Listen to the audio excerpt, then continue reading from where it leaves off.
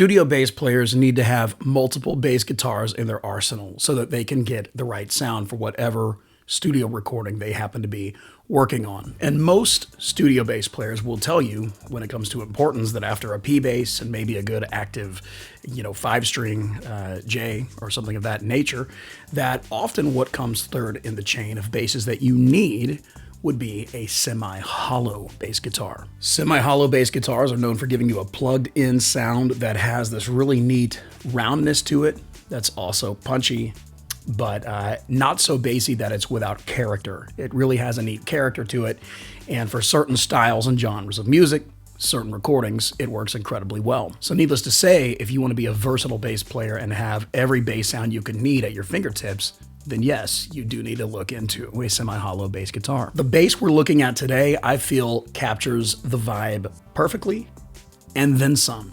I think there is an and then some. I think it can do a little bit more than what a typical semi-hollow bass is thought to do. And so if you stay tuned for the duration of this video, we're going to give you a lot of demos and the information needed to illustrate kind of why I think that. Okay, so today we're checking out the Aria Pro II Tab Classic. Beautiful semi-hollow bass guitar. Comes in 3 colors. This is the red, and it is awesome. Okay, so guys, welcome to the Rumblin' Man YouTube channel. This is a guitar and bass related YouTube channel in which we review guitars, basses, pedals, amps, effects, strings. I mean, you name it. If it's related to, being the best guitar and bass player that we could be and to chasing the best tone we can chase, we try our best to cover it here on the Rumblin' Man channel.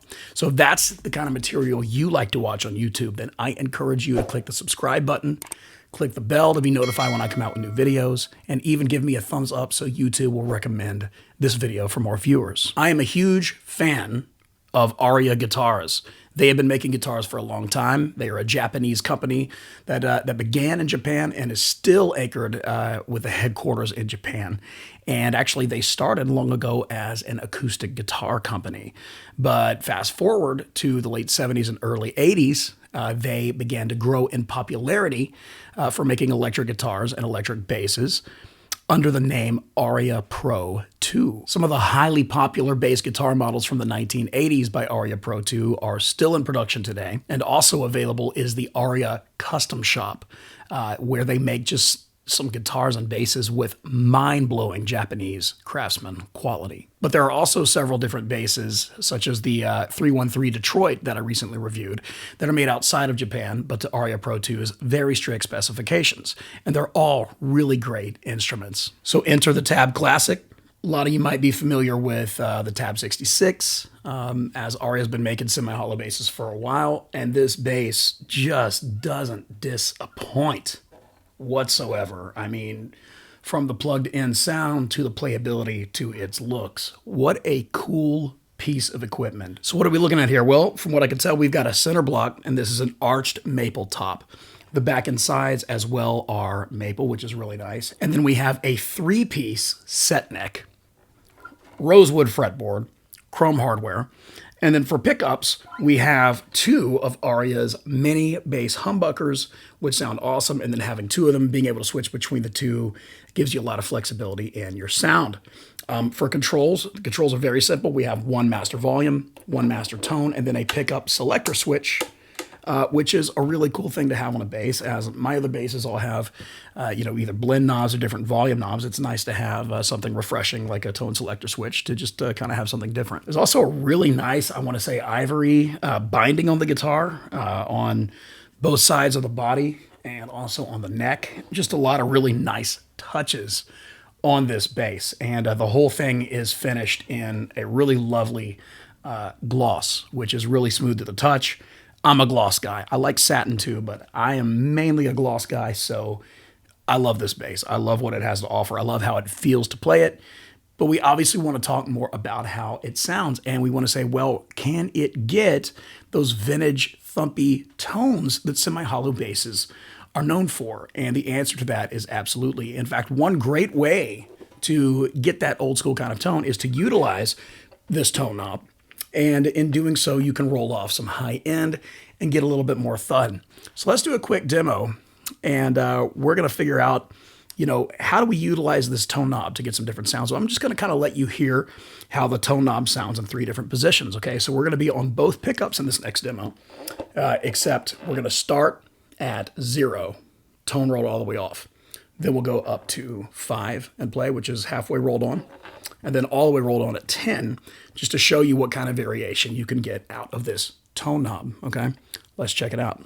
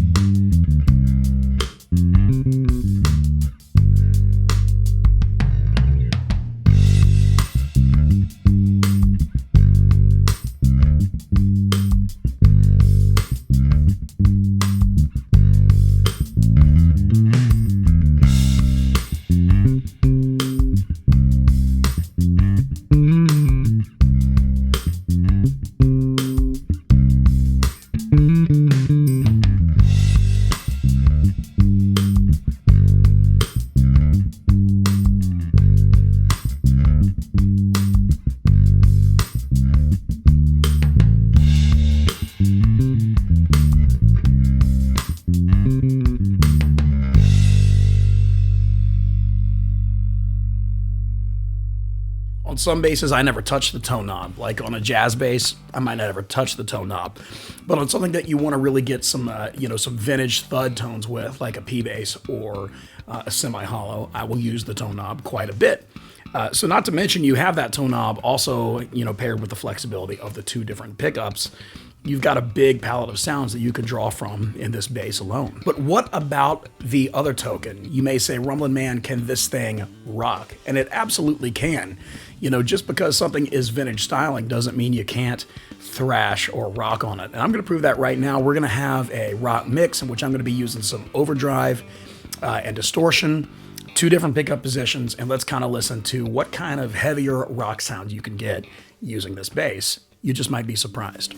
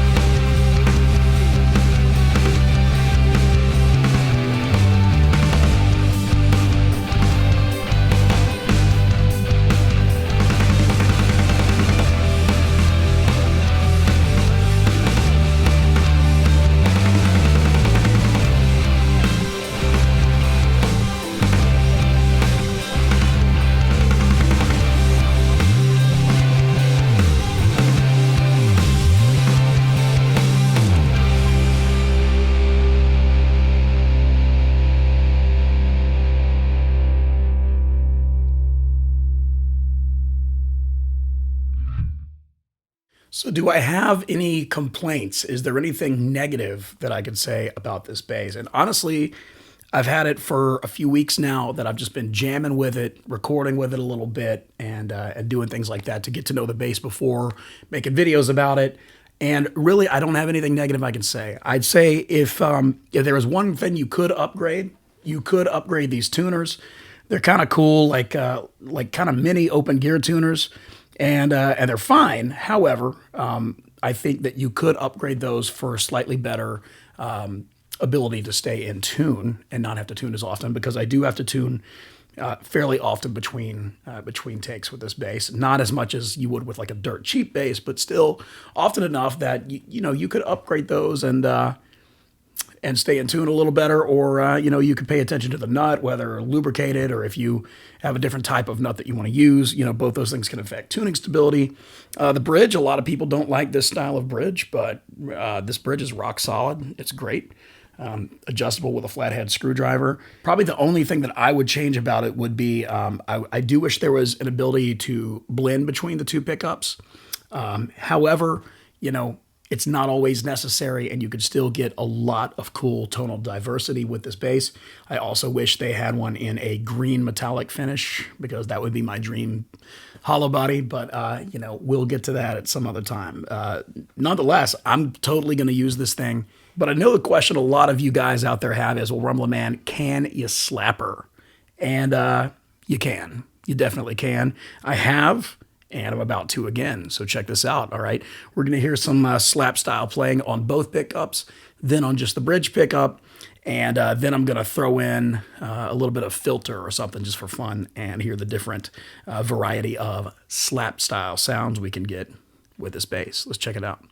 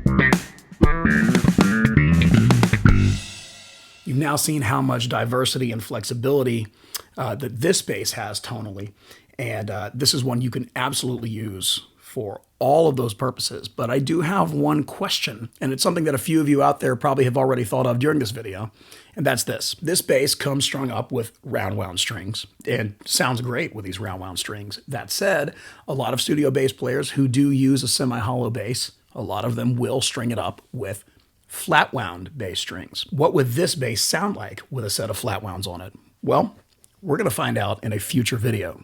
So make sure you stay tuned and subscribe to the Rumbling Man YouTube channel so you'll see that video when it comes out, okay? It really helps me when you watch my videos. So on the end screen of this video, you're going to see a couple videos that I think, if you enjoyed this one, that you'll enjoy these as well.